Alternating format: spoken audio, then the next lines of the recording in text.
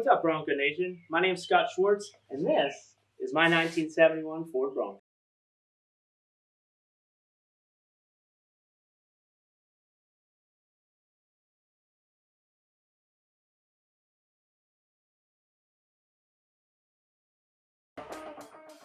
So, back in 2014, I had a full-size Bronco that got rolled, and I had a super cab, and it got hit by a bus.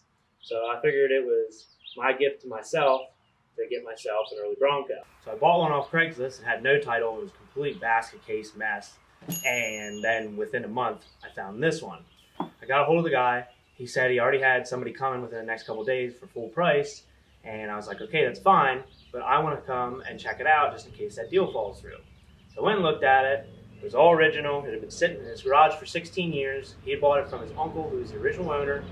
And, he had never driven it.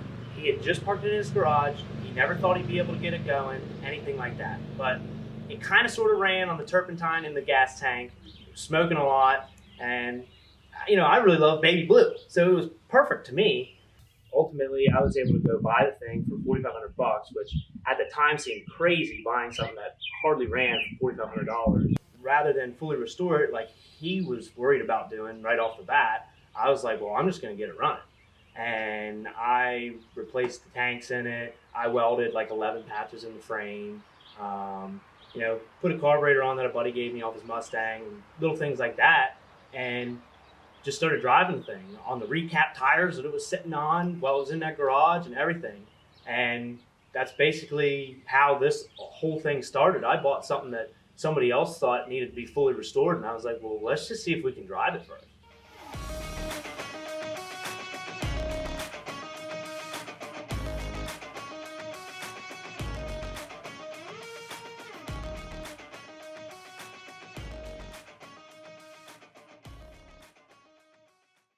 Basically, my whole ownership of this Bronco, I've taken if it ain't broke, don't fix it approach.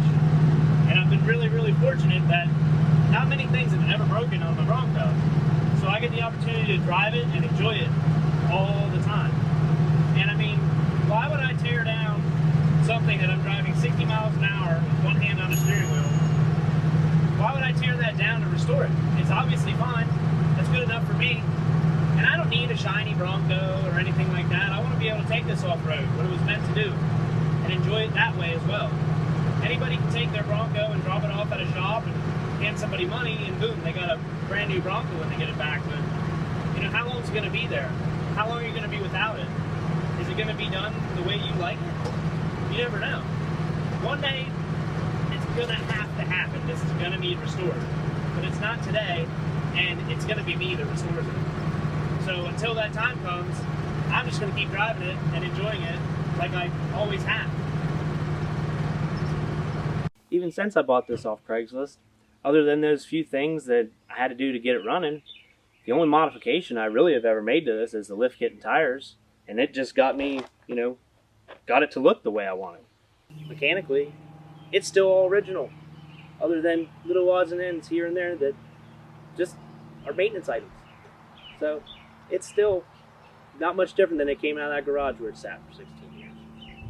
Back when I bought this thing, it had 121,000 miles on it. Now, the speedometer says 155, and we all know when we put bigger tires on something, the speedometer's off, so I'm thinking it's probably got around 160. 2015, I drove it from Pennsylvania to California and back.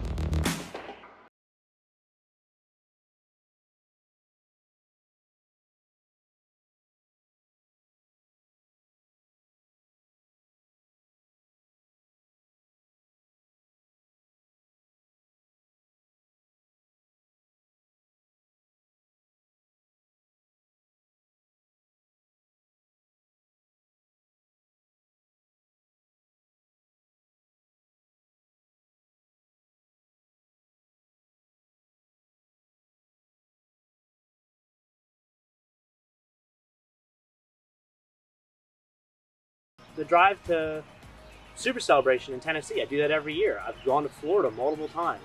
This last time was short notice, the Homestead Miami thing with Ford. I just changed the oil and checked the antifreeze and I'm on my way. And we ended up going the whole way to Key West.